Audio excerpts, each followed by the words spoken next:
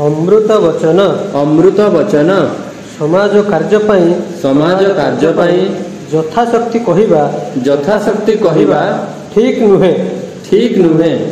निजर परिवार कौन आमे यथाशक्ति कार्य करू समाज यही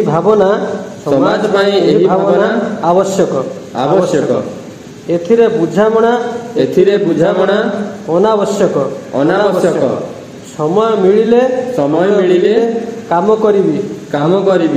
यह कृत्रिमता एवं अज्ञानता अटे यह द्वारा परिवारर किंबा समाजर कल्याण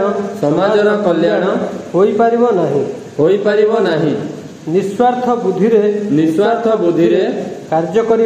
कार्य करिबा प्रकृत समर्पण परम पूजनीय डॉक्टर जी।